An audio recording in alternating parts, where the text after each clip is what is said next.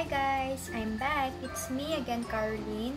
And for today's vlog guys, pag-uusapan naman po natin ay ang tungkol sa eczema.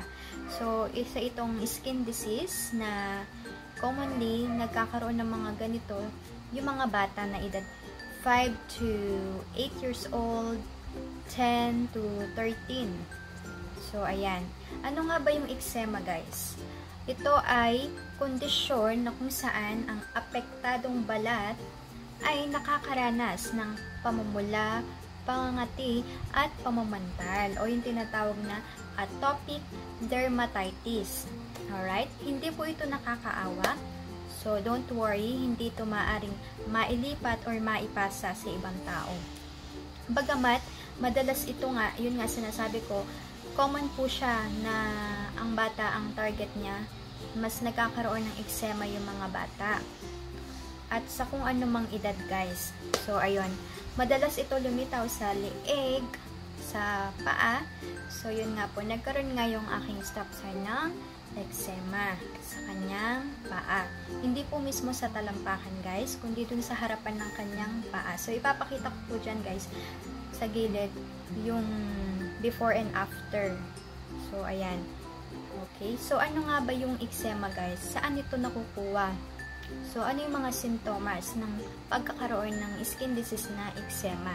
So, nandiyan na nga yung pamumula, pangangati, pamamantal, pagkakaroon ng magaspang na magiging magaspang yung affected area ng skin na meron yung anak ninyo.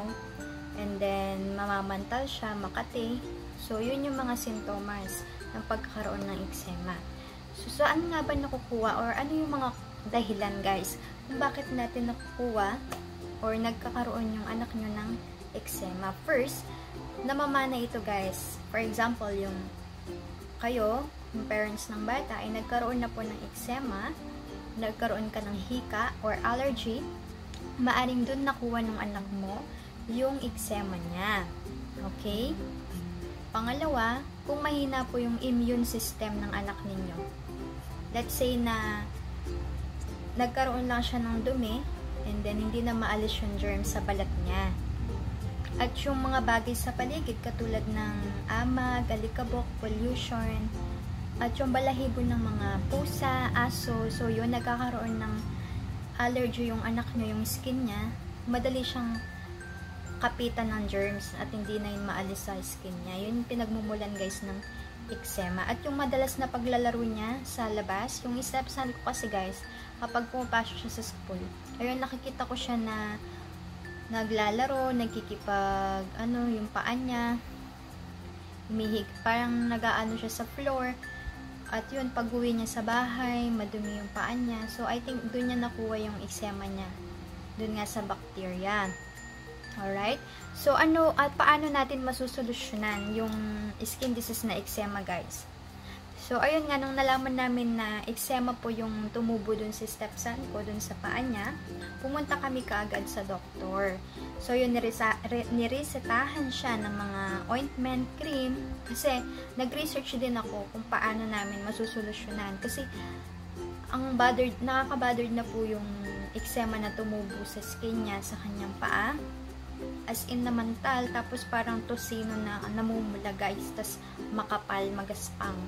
So, ayun nga, nung pumunta kami dun kay Dr. Taniedo, isa siyang magaling na dermatologist dito sa Tarlac City, binigyan niya po kami ng ointment at ng cream. So, ito yung una namin ginamit guys, kay Prince, itong Dermacare. Ayan. So, yung mga cream kasi guys, nakakatulong sila para makontrol yung pangangati na nararanasan ng anak natin. Or, anbawa, ikaw. Nakakatulong yung cream tulad nito. Ayan, Dermacare Cream. 100% natural. Meron siyang cocoa butter, shea butter. So, ayun nga, ito yung una naming in-apply dun sa bata, dun sa paa niya. Nung una, Claribels naman, parang unti-unting nawawala yung pagtutubo-tubo guys nung kanyang eczema. Kasi makikita nyo dyan guys sa picture, as in nangangapal na guys yung eczema niya. At makati daw at namumula. So yun nga, binigyan din kami ng iba pang ointment. So, ito pa yung isang binigay ng doktora guys. Itong Hydrocream Dermatological. Ayan. At binigyan din siya guys ng antibiotics. So, nakakatulong din kasi guys yung antibiotics panlaban sa infection ng ating balat. So, yun, pinainom namin siya ng ganun. And then, after 1 month, nagtaka kami kasi nung una okay naman na siya, nawawala na yung ibang eksema niya. Parang mas lalong gumagrabe guys. So, alarming na siya. And then, nanood ako ng mga ibang vlogger kung ano yung ginawa nila. Kung paano nila napawala yung eksema ng balat nila. Tapos yun, nakapanood ako ng isang vlog.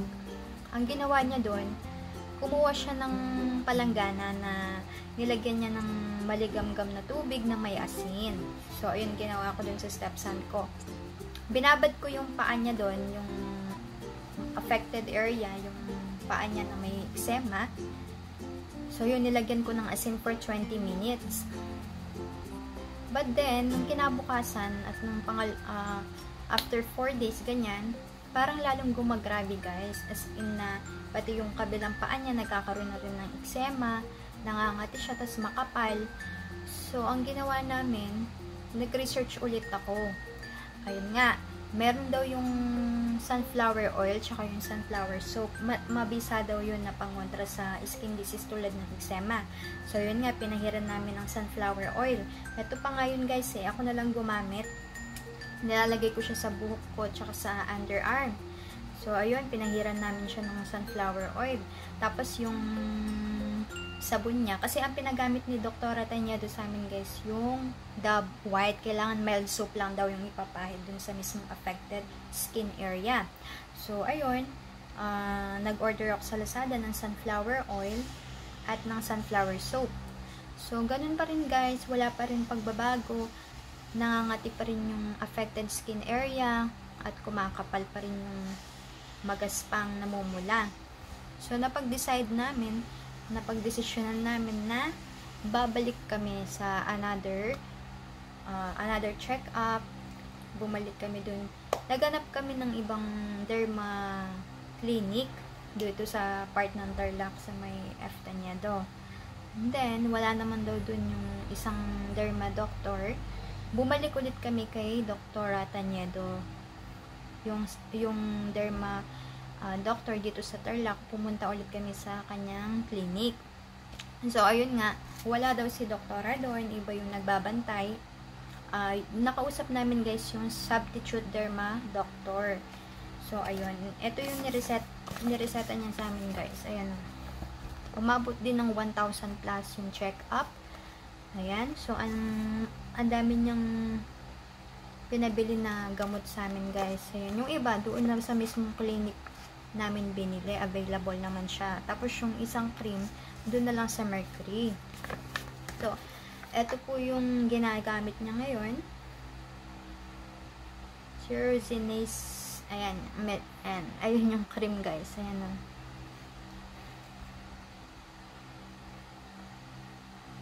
Tapos,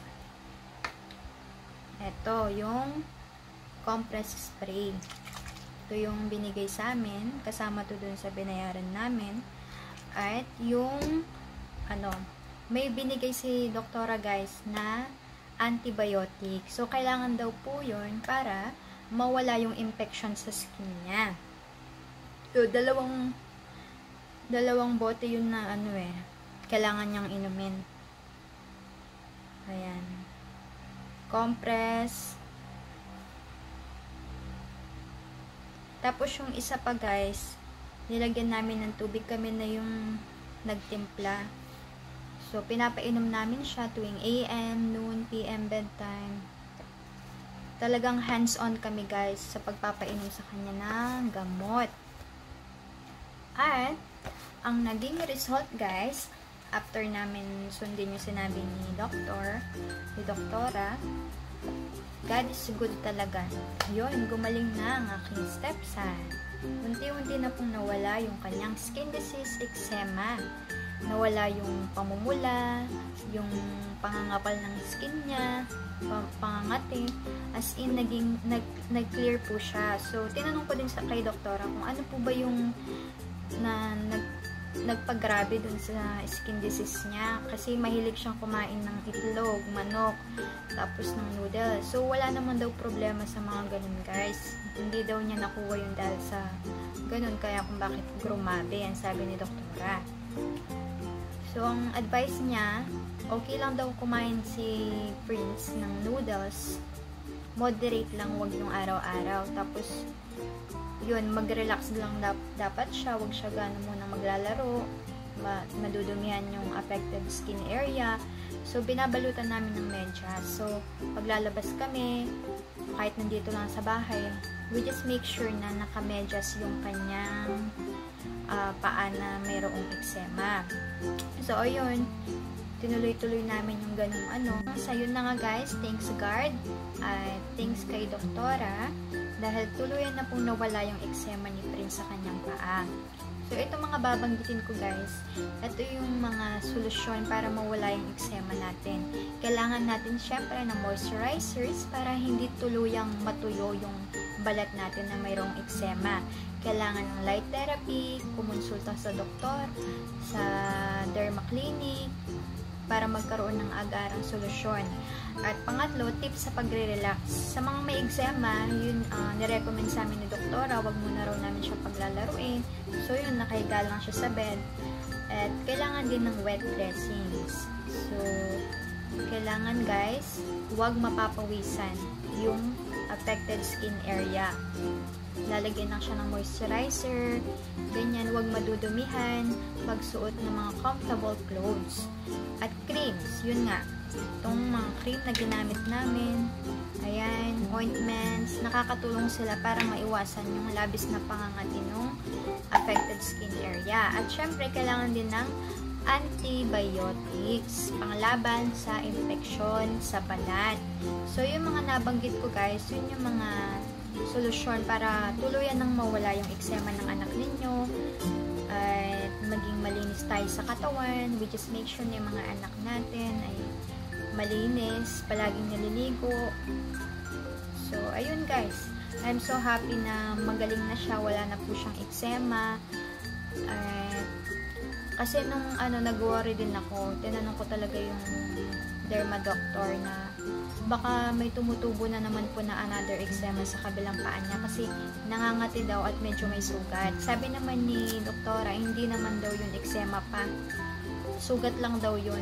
So yun, nawala yung pag-worry ko hanggang sa hindi na kami bumalik ulit kay doktora kasi sabi niya pag hindi daw po nag-improve yung eczema ng bata, ibabalik namin sa kanya. Thanks God naman at after 2 check-up sa Tanyedo Derma Clinic ay tuluyan na pong nawala yung eczema ni Prince at patuloy pa rin namin siyang nilalagyan ng compress spray kahit na wala na, para lang hindi na tuluyang bumalik pa, guys, yung eczema ng paa niya. So ayun lang po, sana nakatulong itong video na to sa mga may eczema yung anak dyan. Kahit ikaw kung may eczema ka, ganyan lang yung gagawin mo. Pumunta ka sa derma clinic, mag-consult ka sa dermatologist, kung ano yung pwede mong gawin. So yun, yung sabon na ginagamit namin sa kanya ngayon ay Dove White. Sabi kasi ni doktora, guys, kailangan mild soap lang yung igagamitin namin sa kanyang body. So hindi pwedeng matapang na sabon. So ayun lang po, I hope nakatulong tong vlog na to about sa eczema, skin disease, eczema, or kung tawagin ay atopic dermatitis. So ayun, make sure na laging malinis yung anak ninyo, paliguan ng maayos, yung mga damit kailangan malinis, at huwag masyadong hinahayaan na maglaro sa labas kasi lalo na yung anak mo ay mahina yung immune system. So yun, madaling kumapit yung germs sa skin niya na pagmumulan ng eczema. So yun, medyo mahirap lang siyang gamutin, guys, kasi it takes 6 months or 2 to 3 months din kasi nung 2 beses namin siyang dinala sa derma kasi nung una yun nga, hindi naman nawawala, pabalik-balik kami, kung ano-ano nang trinay ko, binabad ko pa yung paa niya sa may asin na maligamgam. So, hindi ko sinasabi, guys, na hindi po effective yun. Maaring sa iba, umepect yung ganung proseso, pero dun sa bata, hindi siya nahiyang. So, lalong grumabe, as in nagbuka-buka yung sugat sa paa niya. So, ayun, guys, pinayuhan din kami ni doktora na wag muna namin siyang pakakainin ng chicken, pansamantala. So, sabi niya, lahat ng kakainin niya kailangan in moderation, wag sobra-sobra, katulad ng, mahilig kasi siyang kumain ng cup noodles. So, pwede naman daw yun, basta wag lang madalas. So, yun, bawal siya sa sausawan ng bagoong, anything na malansa, like yung seafood na hipon. So, bawal din siya dun, guys. So, pinapakain namin sa kanya, yun nga, yung cup noodle, pero once a week lang. So, mahilig din siyang kumain ng siomai. So, yung siomai, pwede naman daw yun, basta hindi lang malansa at kailangan wag madalas. More on water para hindi matuyo yung kanyang skin. So, ayun guys, ayun yung mga nirecommend sa amin ni doktora, yung mga pinayo niya, kailangan palaging malinis yung katawan niya, pati yung mga susuotin niya, like yung medyas, kailangan malinis, to avoid bacteria, nakakapit sa skin niya. Kasi meron din siyang asthma guys, so yun yung iniingatan namin, yung mapagod siya ng sobra, kailangan may time siya na nagre-relax sa bed, natutulog lang. So, ayun, medyo nilimitahan na rin namin yung pagkikipaglaro niya sa labas, yung paglalaro niya dyan sa bakuran namin, kasi yun nga, may mga alikabok, yung pollution, yun yung nagiging cause ng pagkakaroon. At sabi nga ni doktora guys, as much as possible, kung pwede lang daw yung anak natin, yung stepson ko, pakainin ko guys ng gulay. Kasi masustansya daw yung vegetables na habang nasa early age sila, alam na nila na napakahalagang kumain ng vegetables like yung pechay, carrots, potato, okay, yung talbos kamot. Guys, bumili ako sa Lazada ng malunggay powder. So, it's very healthy and nutritious. Every time na naghahain ako guys ng oatmeal sa kanya or noodles, binubudburan ko yun ng malunggay powder or moringa powder kasi makakatulong yun sa kanya para maging healthy yung katawan niya, ma-avoid yung skin niya sa pagkakaroon ng any skin disease like yung eczema. So, ayun yung may bibigay kong share sa inyo guys, tips kung paano nyo mapapakain ng gulay yung anak nyo. Pwede kayo mag-order sa Shopee or Lazada ng moringa powder or malunggay powder, ampalaya powder. So, lalagyan nyo lang yung noodles niya or yung oatmeal niya guys. So, that's it for today's vlog. Again, this is Caroline and sana po nakatulong itong pag-share ko ng video, vlog, knowledge about sa how to prevent eczema skin disease. Okay guys, so again, this is Caroline and hope to see you on my next vlog. Bye guys, God bless.